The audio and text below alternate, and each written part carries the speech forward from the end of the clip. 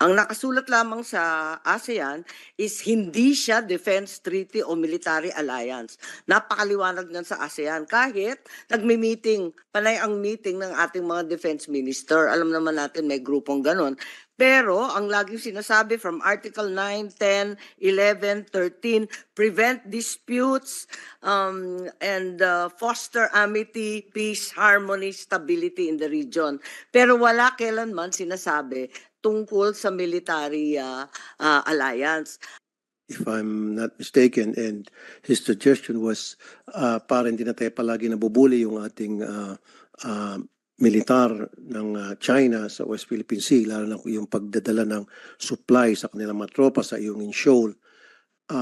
Wala bang violation doon sa kanyang suggestion kung i-escortan ng US personnel, US ships, yung pagde-deliver lang, pag-resupply lang doon sa mga tropa sa Ayungin Shoal?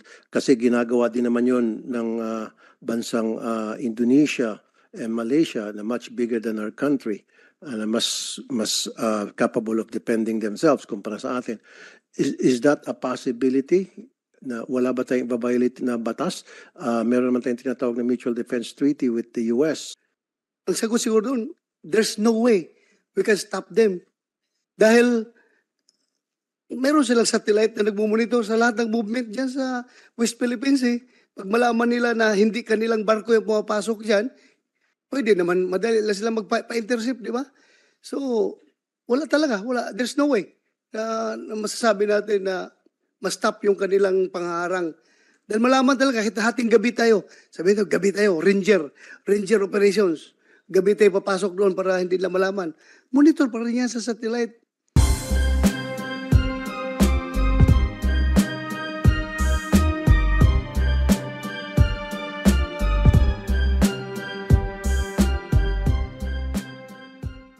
Sorry, my mistake. Pero recently, nireiterate ng New Zealand yung suporta nila for navigation, freedom of navigation, saka overflight in and beyond the South China Sea in accordance with the UNCLOS. Tapos si Australian ambassador naman also reiterated his country's commitment to support, quote, the outcome of the arbitral award and supporting the Philippines as it goes forward dealing with different or difficult regional issues. And nitong August 6, Madam Chair, dinecry ng UK yung incident sa Ayungin Shoal. So, ang isang follow-up question ko, Madam Chair, appropriate time ba ngayon para pag-usapan yung isang bagong multilateral agreement with like-minded countries in the region, perhaps patterned on the SEATO or taking inspiration, say, from the ASEAN or from the Quad? Kasi yung ibang mga bansa na dati o hanggang ngayon kumikilala sa Manila Pact are a member of one or both of those formations. So a new multilateral agreement to provide for our collective security, ensure the continued stability of the region, and safeguard the existing rules-based international order. So may halaga po ba yun? As reiterated by our secretary himself, the Philippines has adopted a foreign policy of being a friend to everyone and enemy to no one. So we believe that we are open to any proposals for such an arrangement, for such a treaty, as long as it serves the interests of the Philippines. So at that point, again, we believe that we are open to receiving such a proposal. Thank you, Madam Chair. Yes, by way of follow-up to Senator Ontiveros, the reality is that while we have constant ASEAN defense meetings, ang totoo, walang nakasulat kasi sa Treaty of Amity and Cooperation ng ASEAN hinggil sa external aggression and other threats. Ang nakasulat lamang sa ASEAN is hindi siya defense treaty o military alliance. Napakaliwanag niyan sa ASEAN. Kahit nagmi-meeting, panay ang meeting ng ating mga defense minister. Alam naman natin may grupong ganon. Pero ang laging sinasabi from Article 9, 10, 11, 13, prevent disputes and foster amity, peace, harmony, stability in the region. Pero wala kailanman sinasabi tungkol sa military alliance. At eto ang wala sa ASEAN, pero maliwanag sa Seattle. So palagay ko, ang pakay ni Senator Tolentino ay maliwanag na sana magkaroon ng military alliance din sa ASEAN. Kasi sa ngayon, wala silang obligasyon tumulong sa atin. Pero yung Seattle, alam naman natin, kagagawa ng mga Amerikano noong panahon ng gera sa Vietnam, sila ang nagpondo at ito ay tutol sa komunismo na hindi na angkop sa panahon ngayon. Pero yung issue ng magkakaroon ng isang multilateral alliance dito sa ASEAN ay isa sa dapat pag-usapan, hindi po ba? Lalo't ang dami natin ng mga co-claimants, yung Vietnam, yung Malaysia, Indonesia, maraming co-claimants sa South China or West Philippine Sea. Kaya't ito yata ang interest natin na magkaroon ng military alliance. Any input from the DND or our other senators? Madam Chair, Yes, No. Senator Bato. si Mr. Rosel Reyes, so right now, we can categorically say na Seattle is dead. With regard to By all intents and purposes, organization, yes, sir. Yes, Your Honor. dead. So kung tayo'y magsusumikap na buhayin yon, ano ba, magmukha ba tayong kawawa? Sabihan nitong dalawa, yung US at saka New Zealand, uy, buhayin naman natin na Seattle. Buhayin natin. Kailangan yata Kailangan? bago. Ha? Bago na lang. Bago na lang. Oo. Huwag na yung Seattle. Kasi yung Seattle nakaka-nervous naman kasi Dead na. at higit sa lahat kagagawan lang ng Amerikano yon para magkaisa laban sa Komunismo. Vietnam. Oo. Komunismo. Hindi na angkop ngayon, samantalang marami tayong miyembro sa ASEAN. Tama. Okay, Let us Madam Chair. outlive. So, Yes, dapat- Madam Chair, thank you. Madam Chair, pwede mo. Sa Senator Tulfo. Since may pupuntahan pa kasi akong hearing sa kabila, hindi pa ako nakapagsalita doon. Yes, At please. pinag-uusapan nila yung defense, ano po.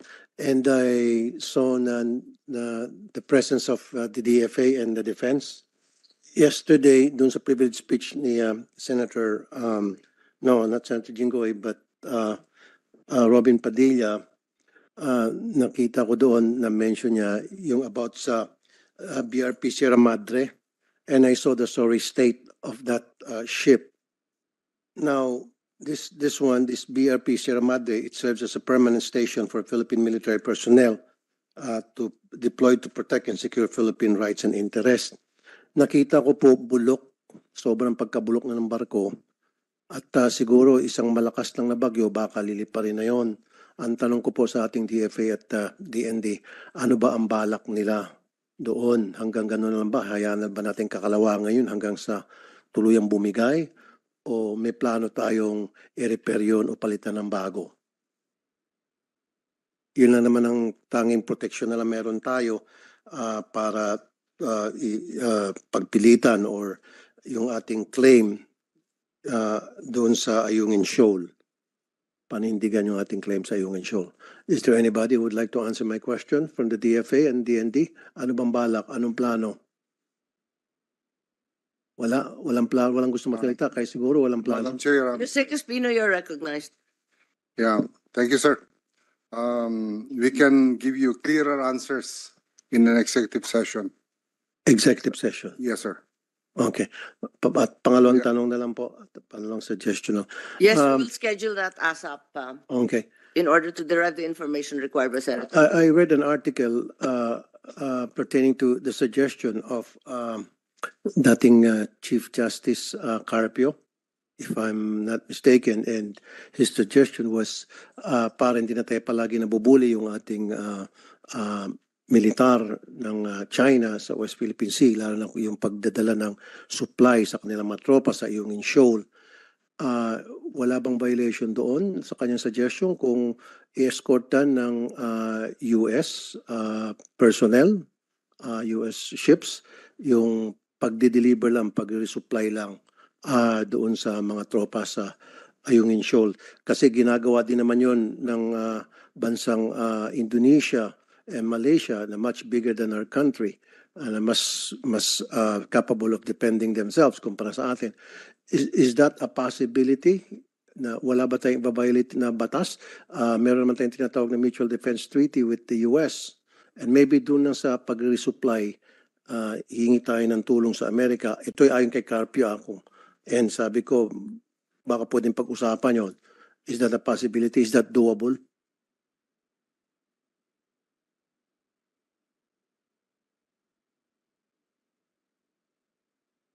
Yes, sir. It's a possibility, sir. And we are actually exploring all possibilities, all options regarding the RORE, regarding the rotation and the supply of our personnel to Yungin. And as of now, we can still handle the situation, Your Honor. Thank you, Madam Chair. Madam Chair. Yes, Senator Ontiveros, please. Actually, may mga dalawa pa akong tanong about Seattle. But it's okay, Madam Chair, dahil nadako din po tayo sa BRP Sierra Madre at yung Ayungin Shoal, if I could continue in that Yep. line of questioning. So without going into specifics po, which could be discussed maybe also in that executive session, Madam Chair, may factual basis po ba sa mga ulat na baka may saboteurs o informants na nag-ooperate sa loob ng Pilipinas na sumusuporta dun sa illegitimate policy ng Chinese government sa West Philippine Sea? I think I heard this also, Madam Chair, from a statement of the PCG spokesperson, Commodore Tariela, na yung Chinese government parang mukhang may advanced knowledge sa ating resupply missions sa Ayungin at baka daw may informants, Chinese informants sa Pilipinas. Is there anything that Yusek Espino and or Commodore Tariela could tell in open hearing, Madam Chair?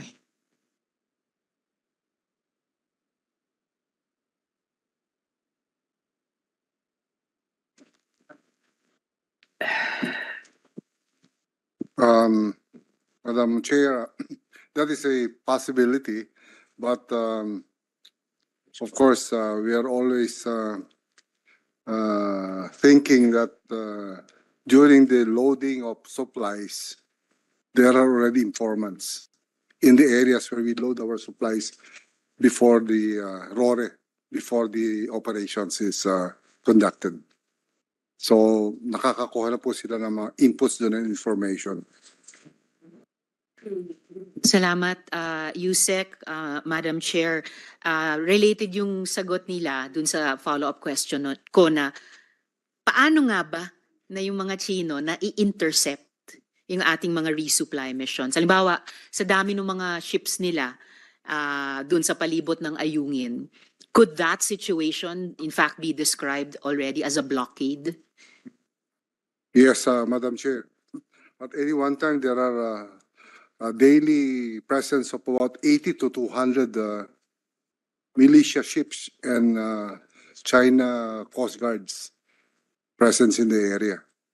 So even if we escort our vessels, our private vessels supplying the necessary requirements of Ayungin, hindi po tayo, we could hardly counter the number of vessels from China. Normally we escort one Coast Guard and one Navy ship every time we conduct the RORE. But the Chinese, they have at least three main Chinese ship and plenty of Coast Guards, plus the militia ships presence in the area. Salamat, Yusek, Madam Chair. In fact, naalala ko po sa confirmation hearing ng isang opisyal natin sa Armed Forces of the Philippines. At that time, the gentleman described the swarming as akin to a phalanx. At kahit po sa aming mga civilian, alam namin ang phalanx military tactic or formation yan. So, to hear of 80 to 200 hostile Chinese vessels conducting such operations around Ayungin, talaga it's a cause for grave concern. Tapos, bakit po na-intercept itong huling resupply and rotation mission? Dahil ba mabagal yung chinarter natin na barko? How do we ensure that the People's Liberation Navy, the Chinese Coast Guard, and the Chinese Maritime Militia are unable to unlawfully intercept or interfere with our operations in the area.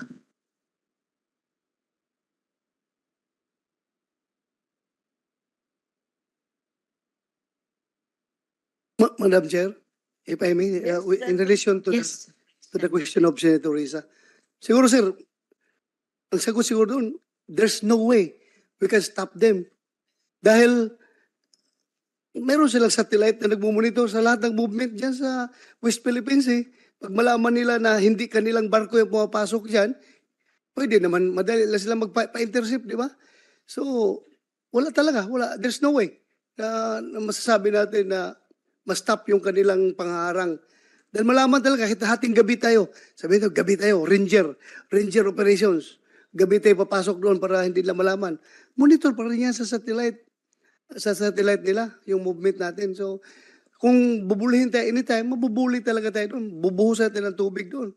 Kaya nga, sabi ko kaninang umaga doon sa hearing sa DBCC, yung 4.9% of the national budget ng Pilipinas na dedicated to the defense sector, napakaliit yun sa lahat ng sa lahat ng budget, yun ang pinakamaliit, 4.9%. Sabi ko dagdagan natin konti para yung Coast Guard malagyan lang natin na kahit na malaking yung malaking cannon, water cannon, para pag tinubig sila ng China, tubigin rin natin. Lumaban kayo, huwag kayong pabayaan lang yung tutubigin kayo. Lumaban rin kayo, lagyan natin ng malaking malaking water cannon yung barko nila. Para kawawa na ng Coast Guard natin. Wala tayo, anong advice may bigay natin sa kanila? Yun lang palagi, Madam Chair. Sabihin natin, you exercise maximum restraint. You exercise, patience is a virtue. Sige, iwas lang kayo ng iwas dyan. Kapag binumba kayo, iwas. Kawawa naman yung Coast Guard natin. My heart is bleeding kapag gano'n na lang palagi ang ating maibigay na advice. Why not advise the economic managers na dagdagan ninyo yung pundo ng defense natin, kaliit ng defense. Tama. Napakaliit. Thank you, Tama Madam na, Chair. talagang nakikita naman natin na lahat halos sa region, lahat sa buong mundo, pati Europa, nagdadagdag talaga ng defense spending. Hindi talaga maiwasan. Sa ngayon, I believe, Senator Risa, by way of answer, ang alam natin, di ba yung US, nagbigay ng $200 million. Saan kaya ginastos yun? Pero ang alam ko, ang priority nila, mismo yun, yung drone communications, yung drone and other satellite communications. Ganon din, tayo yung first recipient ng Japan ng communications and radar. So ito yung at least maasahan natin, umpisa tayo. Pero at the end of the day, ang tunay na depensa self-reliance talaga. Kailangan meron tayong sarili. I agree, Madam Chair. And kahit dun sa executive session, if the USEC and the other resource persons and agencies ay gustong payuhan yung ating komite, I think USEC, you will find a wide base of support here in the Senate. Ito related po ito sa iba kong mga tanong, Madam Chair, pati sa ibang mga resolution natin. Maigi na hindi tayo kaalyado sa iisa lang, mas marami. Hindi lang US, hindi lang pagpilian tayo between US and China, pero lahat ng pwede nating makaalyado para sa rule of law kahit sa dagat, sa ilalim ng UNCLOS. Kaya Madam Chair, yung interest ko sa yung isang reso pa natin, yung pag-review at kung ano man sa MDT at yung baka hindi pa naubos na potential sa Malasiato na arrangement, Madam Chair. Salamat. Yeah. Dahil dito nga,